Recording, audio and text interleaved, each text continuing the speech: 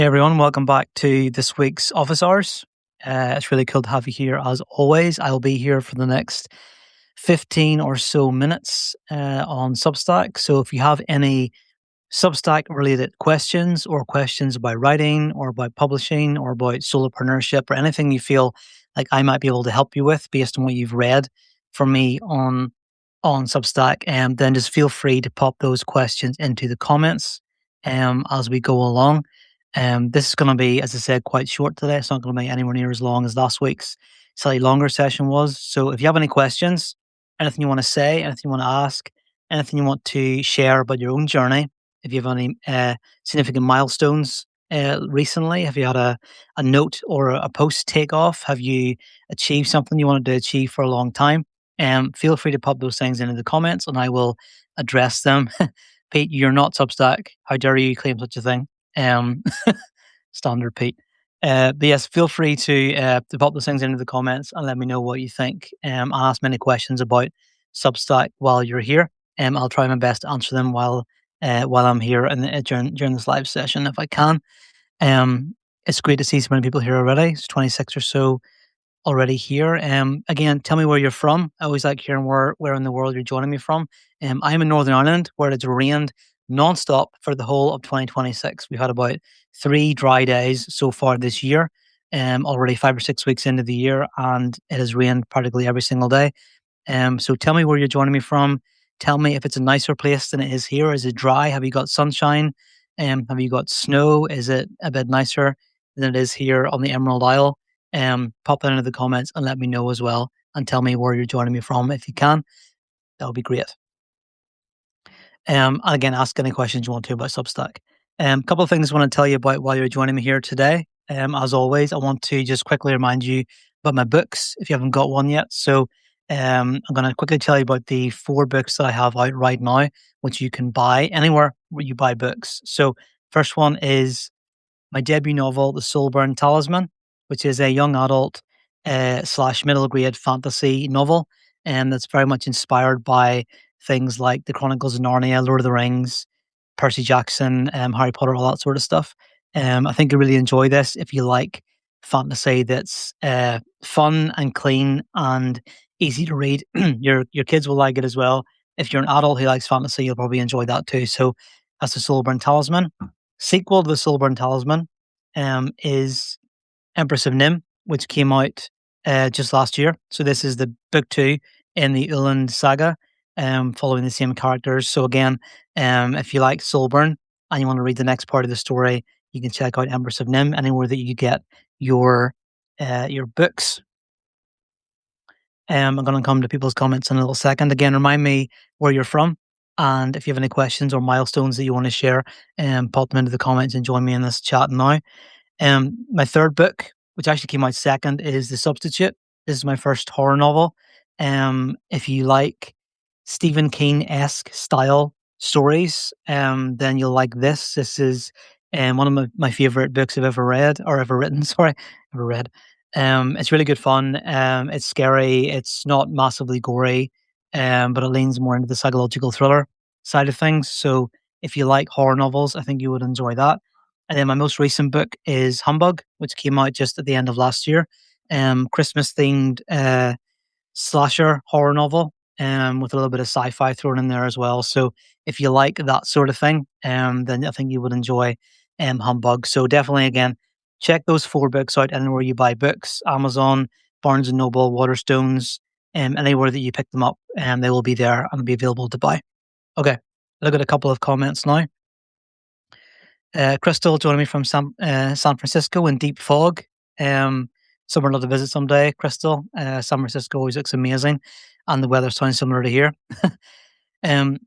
Pete Murphy says, this month I gained a new paid sub. I also gained the courage to push my GoFundMe more to help fund my school. I always felt awkward, but she'll push through. I'm watching from Turkey. It's cold but dry.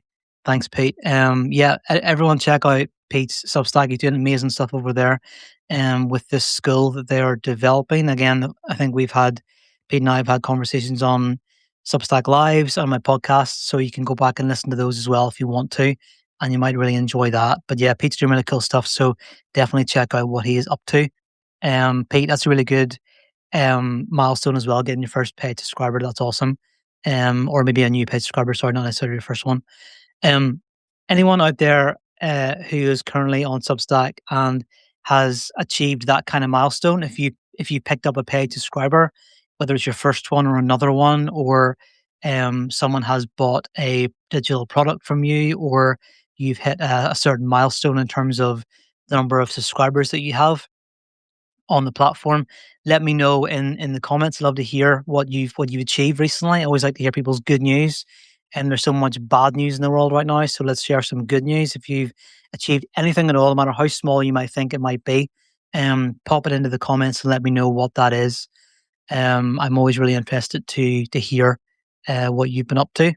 And again, if you have any questions that you'd like me to answer about Substack, about writing, about solopreneurship, whatever that might be, again, just ask away and I will do my best to answer those while we're here. People are joining us now. We've got nearly 50 people in the chat so far. So just feel free to ask any questions or share any milestones that you might want to share, and I will come back to those and try to answer them. A couple of things I'd love you guys to do for me, if you can, if you have a second at any point, if you've listened to any of my podcast episodes and you've enjoyed them and you've got anything from them and you've learned something, whether you've listened to one or you've listened to all of them, if you've listened to it and you've enjoyed it and you think it was good, please, wherever you listen to your podcasts, give it a quick rating if you can. Preferably 5 stars if possible, but whatever you want to do is fine. If you've listened to my podcast and you like it and you've enjoyed it and you think it's good, it massively helps me out if you can just give it a quick rating on Apple Podcasts, Spotify, YouTube, wherever it is you find it. Just feel free to leave a quick rating. So know that you're out there listening to them. I know that people are actually hearing what I'm saying and what my guests are saying as well. Similarly for YouTube, I'm on YouTube as well. If you want to subscribe there, that's always really encouraging. If you want to leave a like or a comment on any video as well, just again, so I know that people are actually out there watching and listening to the stuff that I'm creating. So you can find me on YouTube just by typing in my name, David McElroy, into the search. You should be able to find my channel and my videos there. For the podcast, if you type in "how to write for a living," anywhere you find podcasts or listen to podcasts or music, then you'll be able to find it there as well. So check out my podcast, check out my YouTube channel, leave a review, subscribe. Anything you can do to help me out would be great. And if you've enjoyed it and you find it helpful, then do let me know. Okay, so not too many questions today, which is totally fine. I'll be here for another few minutes, but if you have any questions about Substack, about audience growth, about personal branding, about monetization, about notes, anything at all that you feel like I'd be able to help you with, just feel free to pop it into the chat while we're here, and I'll do my best to answer that. And again, if you have any milestones, if you've achieved anything, no matter how big or small it is, Substack related or writing related, or in terms of your business in any way, do let me know in the chat. Are you writing a book? Are you writing on Substack? Have you started a publication? Have you just achieved a new audience milestone? Have you just done a collaboration with somebody else? Whatever it might be, do let me know, because I love to see what you guys are up to. And again, as well, feel free to tell me where you're joining me from in the world as well if you want to. Okay, so Pete has said, last question. I use money from subs, coffees, and GoFundMe to help with the school and or buy gear for podcasting and online lessons. Should I share with my supporters what I've used it for? E.g., this week I used the money for a tripod, microphone, and materials for students. I think, yeah, I think it's a really good idea to be transparent with your audience, and if they can see exactly what their money is going towards, especially if it's a GoFundMe or buy me a coffee or that sort of thing, I think it's pretty cool to be able to say, this is what your money has purchased, and this is what I'm going to do with it. I think explaining what you're going to do with it is more important. So you can just say what it is, and then give a nice breakdown of exactly how it's going to be used. This is what you plan to do with your tripod and your microphone, etc. So people can see exactly what their money's going towards. I think it's good to be transparent. I think it's good to tell people what you're doing. if they're supporting you in any way. So yeah, I would definitely share about that. Um, Pete, just if you can answer if you're still here, are you going to start a podcast of your own? Is this something you plan to do? Is this to go live on Substack? Tell us quickly in the comments what exactly you plan on doing with that gear. Obviously you talked about podcasting, but tell me more about it. What are your plans for the next sort of few weeks and months with that? Um, so Brandon Elrich says, have you noticed a difference between adding your subscribe buttons at the beginning or end of your article? Really good question. So for me, I do both. I've got a subscribe button at the top, with basically a call to action for people to join as free subscribers in order to get access to my free 7-day Substack course, which is basically like an introduction Substack Launchpad for anyone who wants to just learn the basics of Substack and pick up some tips. Anyone who joins as a free subscriber will get 7 emails once a day for 7 days in their, or 1 email for 7 days each day into their inbox. We'll give them some tips and advice about Substack, just as a little introduction to the platform if they need it. I think add them at the end is good as well. Um, I tend to add a different one at the end. So if the initial one is, become a free subscriber to get this course, the one at the end might be upgrade to my paid tier because of XYZ that I mentioned in the article, or upgrade to my Catalyst Club founding member tier, where the people will get one-to-one strategy calls with me and be part of my Catalyst Club once a month, roundtable group on Zoom, and part of the exclusive Telegram group as well, where members can chat. So um, I'm not sure if it's made a difference, Brandon, in terms of where it's added. I just have always done that, so haven't really ever not done it. So I'm not sure if it's made a difference at any point. But I do think that it's always a good idea to have those call to action buttons in your article. Leave your subscribers with a next step, especially at the end. So they shouldn't finish the article and then have nowhere else to go and then just leave. You should either cycle them back into your content ecosystem if you can. So send them to the next article, or send them to your table of contents, or send them to somewhere where they can take action by subscribing or buying something or upgrading if you can. Hope that answered that question. Uh, so Sutherland Doofus, is that if that's your name? Said I finished my first freelance gig at the start of January. Now looking to start something on Substack. That's awesome. What was your freelance gig? If you don't mind sharing, tell us what it was. Were you writing articles? Were you writing content for websites? Was it social media? What were you up to? Soft G. Okay. Um, yeah. Oh, like Duffy, right? Okay, cool. I understand. Yeah, tell us what you're up to, in terms of what the freelance gig was, and then if you're starting a Substack, are you starting a publication? Is that your plan? Um, so Pete says that the gear that he bought is for podcasting and videos on other platforms. I like comedy, but would also like to do educational videos on LinkedIn for teaching and writing. I just don't want to mix my drinks too much. Would prefer to keep comedy on Substack and have a separate audience on LinkedIn. Okay, that's fair enough. I think that's a good idea. Yeah, I think the audiences in each platform are quite different. So you're definitely going to find a different kind of audience member, I think, on Substack than you maybe would find on LinkedIn. There's obviously a lot of overlap, but they're definitely a little bit different. I think if you can tailor your content for each platform, then it's a good way to go. Um, and Pete's comedy stuff's really good. He's a very, very funny guy. So definitely check out his stuff, and I'm sure you'll get a bit of a giggle from that. Pete, really quick as well, if you're still here, tell us what, in terms of educational videos on LinkedIn, what are those videos going to be about? Is it about how to use LinkedIn? Is it about how to overlap with Substack? Is it about how to build an audience? What is that going to be about? If you can tell us that really quick. Okay. So again, if you're just joining me, there's about 60 people here so far. Feel free to ask a question. Feel free to share a milestone. Share a bit of positive, good news that you've achieved as a writer or a creator on Substack or beyond that. Just pop that into the comments and let me know. It'd be really cool to hear what you're up to. If you have any questions that you think I could answer about Substack, about building a brand, about building an audience, about writing, publishing, whatever, feel free to pop it into the comments for the next few minutes while I'm still here, and I will do my best to answer it. So there's a dog behind me right now moving around on the floor. Um, Pete says teaching methodologies in creative writing. That's pretty cool. Let us know how that goes, Pete. Feel free to at the next office hours or in future, drop in and let us know how you're getting on with that. Really cool to see how that's going. Um, so Sutherland says, I was working for a small kind of boutique agency, editing for a science newsletter, and then for the latter part, updating historic articles from the website using ChatGPT. They were really into using AI, which I was a bit hesitant about. Fair enough. That's interesting. I wonder what it's like to work for a boutique agency. Did you enjoy it? Let me know if that was fun, or what aspect of it you enjoyed. Was it a challenge? Was it too easy? How did you find it? Um, and anyone else who has thoughts about AI as well, feel free to pop it into the chat as well.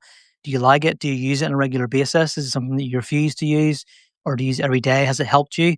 How has it helped you? Have you been able to streamline your process, develop frameworks, research, whatever you use it for? Feel free to pop that in the chat. Let me know. I'm always interested to see what you guys are up to. Brandon says, I started a new publication for fiction and poetry. Didn't import subscribers because it's a different vibe, category, etc. So starting from zero. Fair enough. I think it's good it can be good to start from scratch if it is a different kind of feel or a different vibe to what you're doing. I think it's a good idea to maybe start from the beginning again and build an audience that way. And so best of luck with that, Brandon. Hope it goes really well. Pete, you're in Ireland for 2 weeks. Let's meet up. Tell me where you are. Let's grab a coffee. Really cool to see you in real life. Send me a message after this. Maybe we can get that organized. Um, but yeah. So another couple of minutes, everybody. So let me know if you have any questions while I'm here for office hours. This is what this space is for, and make myself available to answer your questions and touch base with you and interact if we can. So make the most of it while I'm here. I will share this onto YouTube as always afterwards. So you can watch back and see if there's anything that's helpful in terms of what I'm answering. Um, Sutherland says, I haven't had loads of time to check out all of your Substack, but I've been following for ages after a live. So I'd like to start something, just not sure what exactly. Yeah, I really enjoyed working for the boutique agency, but I felt a bit thrown in and no feedback. So a bit frustrating not knowing how you're dealing with it. So yeah, that's fair enough. I do think that if you can't get feedback about your work, it's definitely frustrating. Um, but yeah, Sutherland, just check out my Substack. Hopefully you find something useful on my table of contents page, and just have a bit of a browse through that. I'm sure you'll be able to find a few pieces to help get you going as well. And if I'm doing any lives or podcasts or anything like that, then definitely check those out. Hopefully you'll find those helpful. Quick reminder, real quick, as I come towards the end of this, and if you're just joining me, it's great to have you here. Um, a couple of things that I asked you guys to do, if you can, for me is if you can leave a rating for my podcast, wherever it is you listen to podcasts. If you listen to podcasts, just type in how to write for a living. If you're on Spotify, Apple, whatever it is you're on, check out my podcast and see what you think. And if you like it, if you've enjoyed listening to the episodes, if you find them helpful, please leave a review or a rating. That's really, really encouraging to me, and it just helps me know that people are out there actually listening to what I'm putting out. And the same for YouTube. If you can search me on YouTube, search David McElroy, and subscribe there, just so I know again that you are finding this stuff useful. I've got a lot of videos on there that you might find helpful. I share video versions of the podcast there. I share video versions of the lives, just simple YouTube videos that are entirely for that platform. So check it out as well. Hopefully you might find that useful in future. I plan to share a lot more stuff on YouTube and lean into that more as 2026 goes on. So hopefully you'll find that helpful. Brandon says, I use AI occasionally for ideas, but they're usually crap. But it gives me enough that I can say I can say it's shite, but I know how to make it better. Fair enough. I understand where you're coming from with that. AI, what it does turn out on its own without much direction can be pretty crap. So it's a good idea to that's my dog, by the way. It's a good idea to give it some prompts and direction. Um Sutherland, thanks for that. Appreciate your words. It's always good to spend this time with my audience and just give them a chance to ask some questions and get some feedback and stuff as well. My golden retriever, you might be able to see. No, you can't actually because he's out of the shot. He's getting a bit antsy, so I think it's time to go, possibly. Ghost, come here. Come here. Come up. Come up. Oh, he can't quite get in the shot. Never mind, get on. Okay, I'm going to end there. Ryan has said, shush. Ryan has said, I'm using, hold on a second. Shush, be quiet. I'm using an AI workflow for research, Perplexity, and Notebook LMs as well as ChatGPT. Yeah, Ryan, you're doing really cool stuff. I love chatting to you in our coaching sessions about what you're doing. I think the way you set things up and the feedback that you get, the feedback loop that you've created with different AI platforms is really really cool. And anyone who's interested in that, definitely check out what Ryan's writing. Check out his publication and maybe ask him about how he's using AI, because I think he's really making the most of it. Okay, I'm going to stop now because this dog is going to go insane. It was a bad idea bringing him into the room with me during this because it's close to his dinner time. Maybe he'll be able to join us on screen someday as well. Thanks for joining me, guys. Check out my books wherever you buy books. Just type in David McElroy, and you'll be able to find me in there.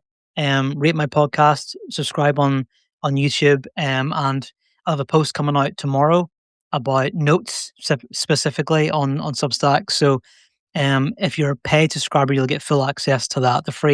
My free article was yesterday, so my paid one is tomorrow. So check that out if you're a paid subscriber. It's really in depth. I think you really, really find it useful. You can upgrade at any point before it comes out. As well, if you want to. Annual subscribers get 60% off their subscription, so that's always worthwhile doing as well. Thanks, Brandon. He is a pretty dog. He's hiding in the background now, but maybe I'll bring him on some other day until live. Thanks, guys. Hope you enjoyed this. I'll share this onto YouTube later. Thanks for being here on Office Hours with me. I had 65 people here today, which is cool. And I'll see you again next week. And my next podcast episode will be out on Sunday as well, so you can listen to me there. See you soon. Thanks for joining me. Have a great day.